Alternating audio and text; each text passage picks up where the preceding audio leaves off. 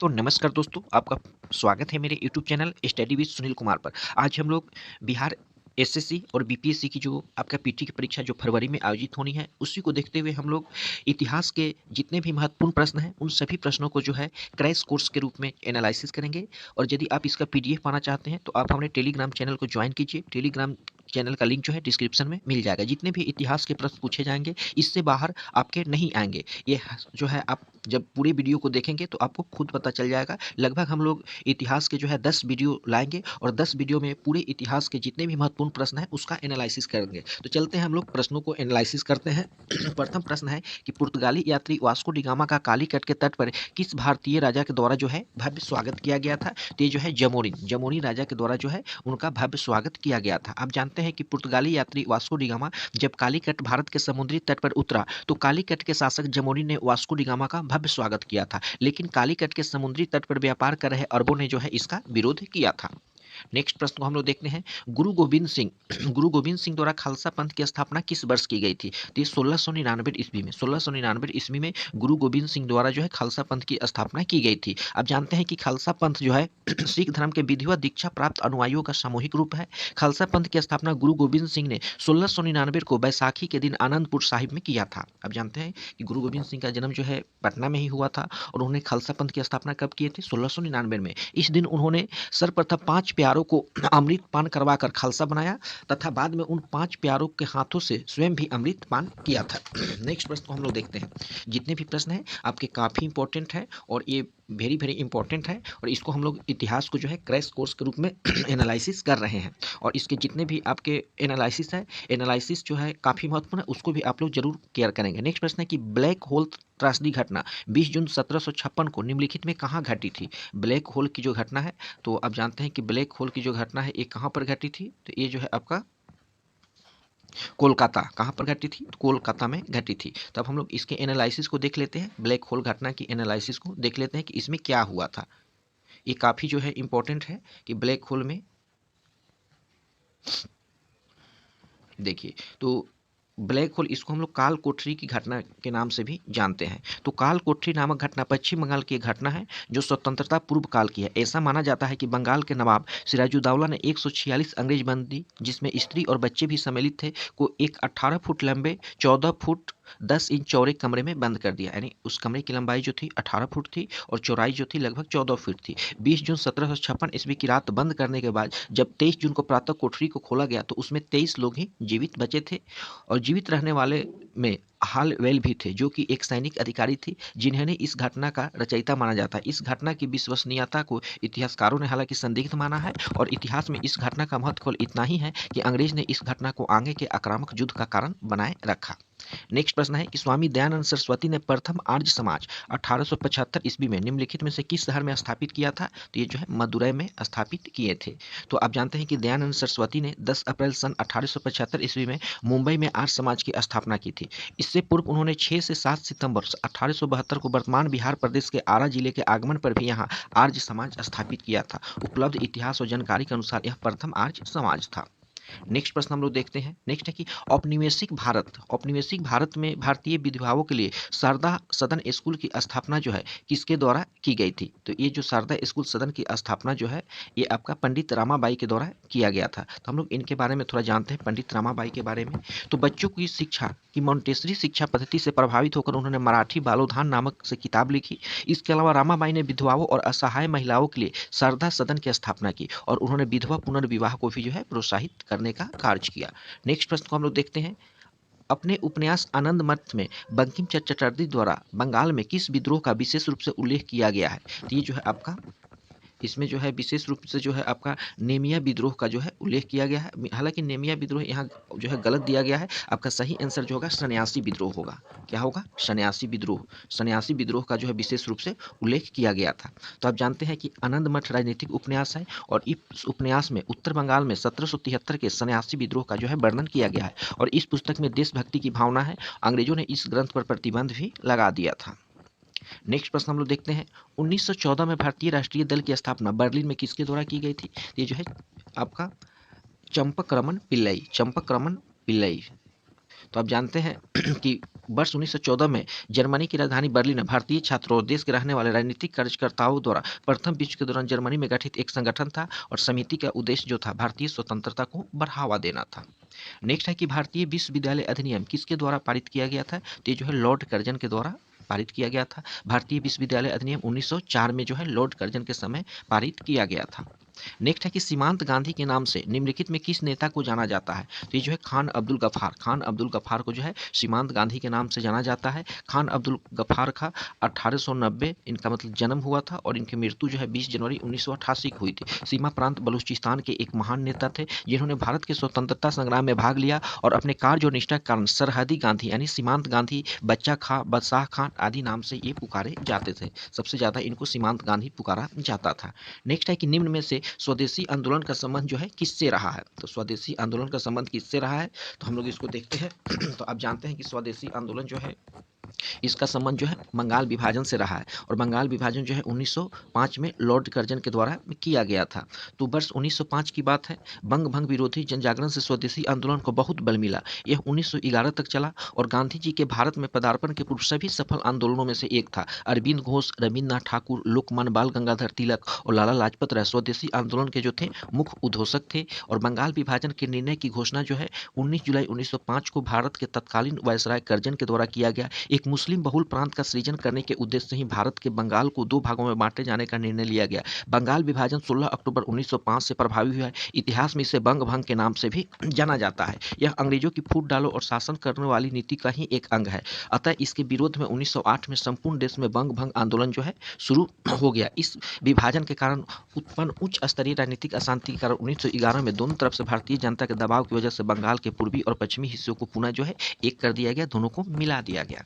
आज़ाद हिंद फौज की स्थापना निम्नलिखित में से किस भारतीय नेता के द्वारा की गई? तो ये जो है रास बिहारी बोस के द्वारा जो है आज़ाद हिंद फौज की स्थापना की गई। तो द्वितीय विश्व युद्ध के दौरान 1942 में भारत को अंग्रेजों के कब्जे से स्वतंत्र कराने के लिए आज़ाद हिंद फौज या इंडियन नेशनल आर्मी INA नामक सशस्त्र सेना का संगठन किया गया और इस फौज का गठन जो है जापान में हुआ था। अब जानते हैं कि जापान की राजधानी टोक्यो है। इसकी स्थापना भारत के क्रांतिकारी नेता रास बिहारी बोस ने टोक्यो जापान में की थी। इस दौरान नेताजी यानी सुभाष चंद्र बोस ने करीब 40,000 भारतीय स्त्री पुरुष को ट्रेनिंग देकर सेना का गठन शुरू किया और उसे भी आज़ाद हिंद फौज नाम दिया तथा उन्होंने आज़ाद हिंद फौज का सर्वोच्च कमांडर नियुक्त करके उनके हाथों में इसकी कमान सौंप दी थी।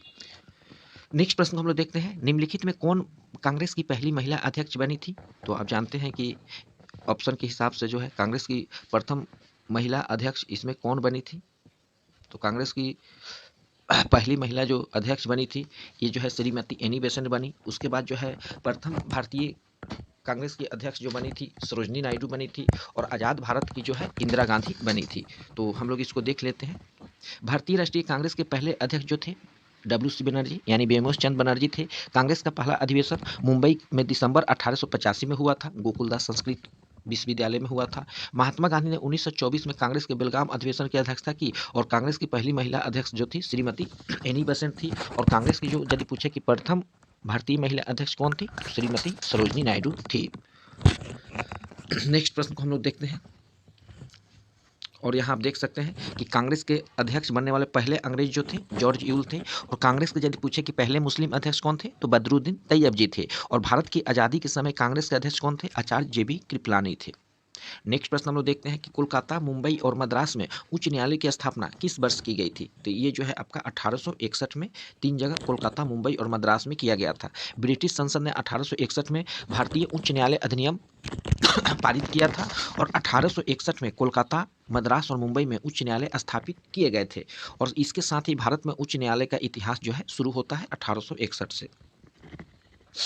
नेक्स्ट प्रश्न को हम लोग देखते हैं, पूना समझौता 1932 में निम्नलिखित में किसके बीच हुआ था? तो ये जो है गांधी जी और भीमराव अंबेडकर के बीच जो है पूना समझौता हुआ था जिसे हम लोग पूना पैक्ट के नाम से जानते हैं। तो हम लोग देखते हैं कि पूना पैक्ट में जो है क्या हुआ था। तो एक्चुअली जो पूना पैक्ट था आपका, पूना पैक्ट अथवा पूना समझौता भीमराव अंबेडकर और महात्मा गांधी के मध्य पुणे के येरवदा सेंट्रल जेल में 24 सितंबर 1932 को हुआ था और अंग्रेज सरकार ने इस समझौते को सांप्रदायिक अधिनिर्णय में संशोधन के रूप में अनुमति प्रदान की थी।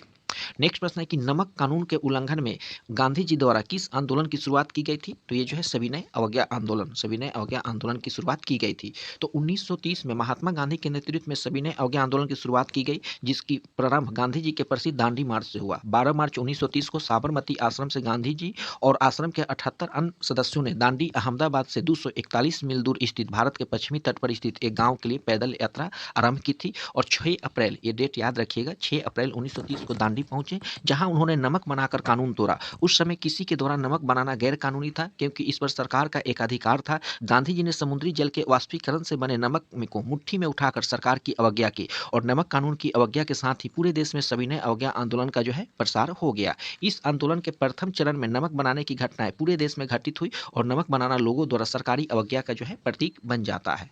नेक्स्ट प्रश्न है कि 1857 की क्रांति निम्नलिखित में से कहां प्रारंभ हुई थी? तो आप 1857 की क्रांति जानते हैं कि ये जो आपका 1857 का जो क्रांति है, ये कहाँ पर स्टार्ट हुआ था? तो ये जो है आपका सबसे पहले मेरठ में स्टार्ट हुआ था। तो इसके बारे में हम लोग देखते हैं, इसके डिस्क्रिप्शन को देखते हैं। 1857 का संग्राम ब्रिटिश शासन के खिलाफ एक बड़ी और अहम घटना थी। इस क्रांति की शुरुआत 10 मई 1857 को मेरठ में हुई। ये डेट आपके लिए काफ़ी इंपॉर्टेंट है, 10 मई 1857 को मेरठ में हुई, जो धीरे धीरे आपका इसका प्रसार जो है कानपुर, बरेली, झांसी, दिल्ली, अवैध आदि स्थानों पर फैल गई। क्रांति की शुरुआत तो एक सैन्य विद्रोह के रूप में हुई, लेकिन समय के साथ उसका स्वरूप बदलकर ब्रिटिश सत्ता के विरुद्ध एक जनव्यापी विद्रोह के रूप में जो है चेंज हो गया, जिसे भारत का प्रथम स्वतंत्रता संग्राम कहा जाता है। नेक्स्ट है कि 1857 के युद्ध के समय भारत का गवर्नर जनरल निम्नलिखित में कौन था? तो उस समय जो था लॉर्ड कैनिंग। 1857 का जब विद्रोह चल रहा था तो उस समय भारत का गवर्नर जनरल कौन था? लॉर्ड कैनिंग था। काफी इंपॉर्टेंट है, 1857 के युद्ध के समय भारत का गवर्नर जनरल लॉर्ड कैनिंग था और लॉर्ड कैनिंग भारत का प्रथम वाइसराय था। उसका कार्यकाल 1856 से 62 था। इन्हीं के गवर्नर ऑफ इंडिया एक्ट 1858 पास हुआ था उन्हीं के शासनकाल में, जिसके अनुसार गवर्नर जनरल ऑफ इंडिया को वाइसराय घोषित किया गया था।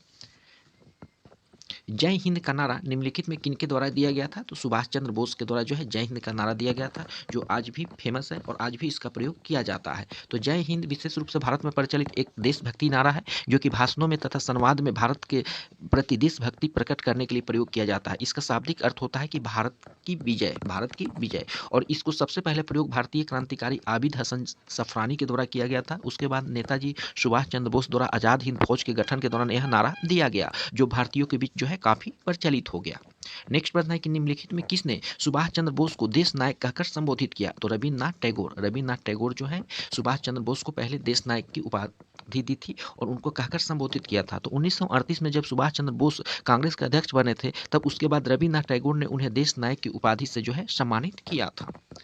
नेक्स्ट प्रश्न को हम लोग देखते हैं। नेक्स्ट प्रश्न जो है, तुम मुझे खून दो मैं तुम्हें आज़ादी दूंगा, यह कथन निम्नलिखित में से किनका है? तो यह कथन जो है सुभाष चंद्र बोस का है कि तुम मुझे खून दो मैं तुझे आज़ादी दूंगा। तुम मुझे खून दो मैं तुम्हें आज़ादी दूंगा, यह कथन भारतीय स्वाधीनता संग्राम सेनानी भारत रत्न सम्मानित सुभाष चंद्र बोस के द्वारा दिया गया है। नेक्स्ट है कि स्वतंत्र भारत का अंतिम गवर्नर जनरल निम्नलिखित में कौन था? तो सी राजगोपालाचारी। चक्रवर्ती राजगोपालाचारी जो थे, ये स्वतंत्र भारत के अंतिम गवर्नर जनरल थे। वे दक्षिण भारत के कांग्रेस के प्रमुख लीडर थे, किंतु बाद में वे कांग्रेस के प्रखर विरोधी बन गए तथा स्वतंत्र पार्टी की स्थापना की। वे गांधी जी के समधी थे, यानी इनकी पुत्री लक्ष्मी का विवाह गांधी जी के सबसे छोटे पुत्र देवदास गांधी से हुआ था। नेक्स्ट प्रश्न है कि इनकलाब जिंदाबाद का नारा किसके साथ जुड़ा हुआ है? तो ये जो है आपका सरदार भगत सिंह और मौलाना हसरत मोहानी दोनों के साथ जुड़ा है। कैसे जुड़ा है इसको हम लोग डिस्क्रिप्शन में देखते हैं। देखिए, इनकलाब जिंदाबाद जिसका अर्थ है क्रांति की जय हो, जैसे जय हिंद यानी विजय हो, इसी प्रकार इनकलाब जिंदाबाद का अर्थ है क्रांति की जय हो। इस नारे को भगत सिंह और उनके क्रांतिकारी साथियों ने दिल्ली के असेंबली में 8 अप्रैल 1929 को एक आवाजी बम फोड़ते वक्त बुलंद किया था। लेकिन इससे पहले यह नारा मशहूर शायर मौलाना हसरत मोहानी ने एक जलसे में आज़ादी ए कामिल, पूर्ण आज़ादी की बात करते हुए 1921 में दिया था। चूंकि विकल्प में दोनों नाम है, इसलिए आपका जो है ऑप्शन सी और डी दोनों हो जाएगा। चलते हैं अगले प्रश्न को देखते हैं। काकोरी षड्यंत्र निम्नलिखित में किस वर्ष हुआ था? तो ये 1925 में हुआ था। हम लोग देखते हैं काकोरी षड्यंत्र में क्या हुआ था। तो काकोरी कांड जो है भारतीय स्वतंत्रता संग्राम के क्रांतिकारियों द्वारा ब्रिटिश राज के विरुद्ध भयंकर युद्ध छेड़ने और खतरनाक इच्छा से हथियार खरीदने के लिए ब्रिटिश सरकार का ही खजाना लूट लेने की एक ऐतिहासिक घटना थी, जो 9 अगस्त 1925 को घटी। इस ट्रेन डकैती में जर्मनी के बने 4 माउजर पिस्तौल काम में लाए गए थे। इन पिस्तौलों की विशेषता यह थी कि इनके बट के पीछे लकड़ी का बना एक और कुंदा लगाकर राइफल की तरह यूज किया जाता था। हिंदुस्तान रिपब्लिक एसोसिएशन के केवल 10 सदस्यों ने इस पूरी घटना का जो है अंजाम दिया था। नेक्स्ट प्रश्न हम लोग देखते हैं।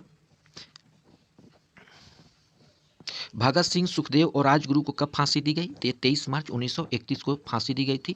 23 मार्च 1931 को शाम 7:33 पर भगत सिंह और उनके दोनों साथी सुखदेव और राजगुरु को लाहौर सेंट्रल जेल के भीतर फांसी दी गई। फांसी पर जाने से पहले भगत सिंह लेनिन की जीवनी पढ़ रहे थे।